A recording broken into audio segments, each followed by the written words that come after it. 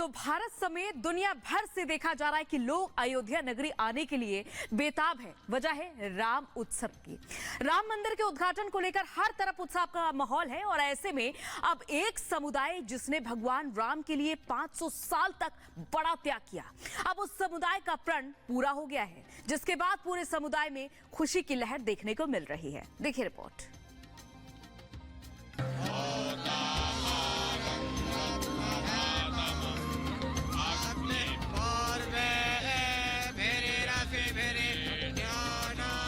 देश भर में जय श्री राम की गूंज है। कोई रामलला के लिए उपहार के साथ आ रहा है तो कोई अपने रामलला के मंदिर में दर्शन पाने के लिए बेताब है। भारत समेत दुनिया भर में अयोध्या नगरी की चर्चाएं हो रही हैं। दूर दराज और विदेशों से भी लोग राम मंदिर में दर्शन के लिए आ रहे हैं। राम मंदिर के इस अनोखे उत्सव में तरह तरह के किस्से भी सामने आ रहे हैं, जो वाकई में राम से स्नेह को दर्शा रहे हैं। 500 साल से राम मंदिर का इंतजार हर राम भक्त कर रहा है, लेकिन एक ऐसा समुदाय भी है जो 500 साल से अपनी आन बान और शान की पगड़ी को नहीं पहन रहा है। लेकिन जब रामलला अपने महल में विराज चुके हैं तो इसी के साथ उस समुदाय की कसम भी पूरी हो गई, जिसके बाद अब समुदाय के लोगों ने पगड़ी पहनकर इस उत्सव को सनातन धर्म की जीत बताया है। हम बात कर रहे हैं सूर्यवंशी ठाकुर समुदाय की। सूर्यवंशी ठाकुर समुदाय वो समुदाय है जिसने 500 सालों तक अपनी पगड़ी को नहीं पहना, लेकिन अब वो वक्त आ गया है जब समुदाय के लोगों ने अपनी पगड़ी और जूतों को पहन लिया है। रामलला के आने के स्वागत में जितनी खुशी हर सनातनी को है, उससे कहीं ज्यादा खुशी का पल सूर्यवंशी ठाकुर समुदाय के लिए है। रामलला के आने के खास मौके पर पूरे समुदाय में खुशी की लहर है। खासकर जो ठाकुर गजराज सिंह के जो खून थे, जो वंशज थे, उन सभी लोगों के साथ में बाकायदे हमने हवन पूजन किया वहीं सूर्य भगवान के मंदिर के सामने, और पगड़ी पूजन किया और पगड़ी सूर्य भगवान को उनके चरणों में अर्पण करके वही पगड़ी फिर हम लोग धारण कर लिए, जूता भी पहने और छाता भी लगाए कि अपने वचन से विचलित हो जाओ, या तो जो हमें वरदान दियो। तो उन्होंने तब ये शब्द को राजा दशरथ ने कहा था कि रघुकुल रीत सदा चली आई, प्राण जाए पर वचन न जाए। तो राम को बंद दिए और भरत को गद्दी और अपने जो है प्राण त्याग दिए। वह खानदान के हैं। कहा जाता है कि भगवान राम के लिए सूर्यवंशी समुदाय ने बहुत बड़ा त्याग किया है। अयोध्या से 15 किलोमीटर की दूरी पर बसे एक गांव में सूर्यवंशी समुदाय का कहना है कि 500 साल पहले मुगल शासकों ने अयोध्या पर आक्रमण किया था। इस दौरान मंदिर को नष्ट किया गया, जिसके बाद समुदाय के लोगों ने छत्र पगड़ी बांधने और चमड़े के जूते पहनने की परंपरा को त्याग दिया था। राम मंदिर के इतिहास को लेकर सूर्यवंशी समुदाय का मानना है कि राम मंदिर को जब नष्ट किया गया तब भी उनके पूर्वजों ने ये प्रण लिया था कि पूरा समुदाय पगड़ी को उतार देगा। आज जो है राम मंदिर तैयार हो गई। अब हम चमड़ा की जूता ही पहनेंगे, पगड़ी ही बांधेंगे और अपना जो है छाता ही लगाएंगे। पूरा कसम पूरी। छाता भी नहीं इस्तेमाल करते? छाता भी नहीं इस्तेमाल करते। हम तो जब से पैदा हुए हैं, हमारे पूर्वज भी जब से थे, बरसात में तो लगा लेते हैं छाता, लेकिन सूर्य भगवान के गांव में निकलने के बाद हम लोग छाता नहीं लगाते हैं। अच्छा। और जो है ना तो चमड़े का जूता पहनते हैं। आज भी जूते नहीं? आज भी नहीं पहनते हैं चमड़े का। और जो है ना हमारे यहाँ माड़ो छाया जाता है। जब भगवान राम छत के नीचे हो जाएंगे उसके बाद हम लोग अगले वर्ष से जो है अपना माड़ो छाएंगे।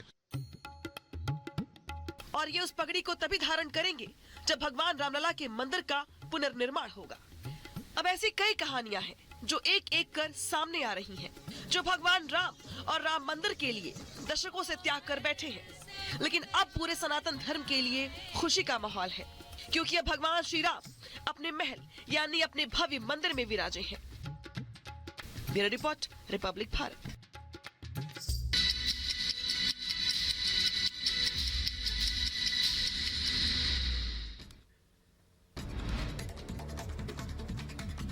इजरायलियों ने गाजा में सबसे कम उम्र के बंधक का पहला जन्मदिन मनाया। बच्चे को 100 दिनों से भी ज्यादा समय से बंदी बनाया गया।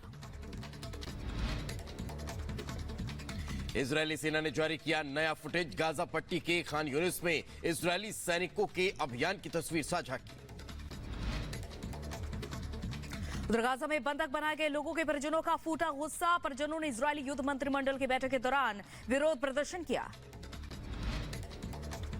इजरायल के पीएम नेतन्याहू का बयान, कहा हम फिलिस्तीनी राज्य की स्थापना के विरोध में हैं, हमने अमेरिका के सामने अपना रुख साफ किया। कोसोवन की राजधानी प्रिस्टीना में खराब मौसम की मार, तूफान के चलते घरों और इमारतों को भारी नुकसान पहुंचा।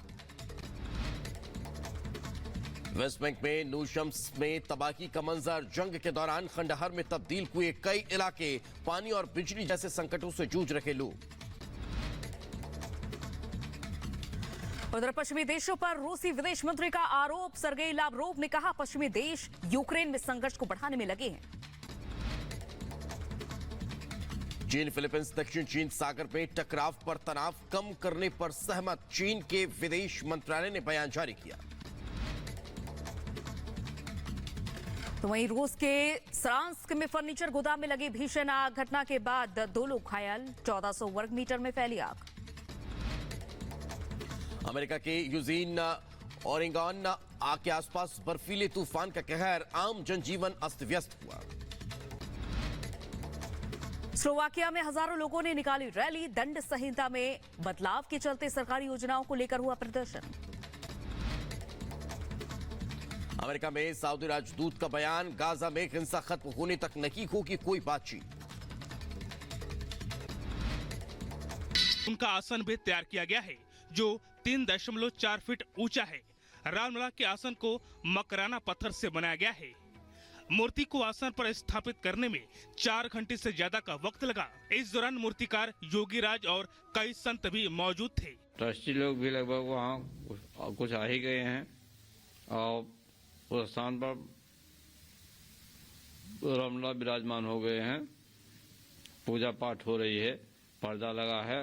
इस प्रतिमा को कर्नाटक के प्रसिद्ध मूर्तिकार अरुण योगीराज ने कृष्णशिला में तैयार किया है। अरुण वो मूर्तिकार हैं जिनके प्रधानमंत्री नरेंद्र मोदी भी सराहना कर चुके हैं। आज सुबह अरड़ी मंथन से अग्नि प्रकट होंगी।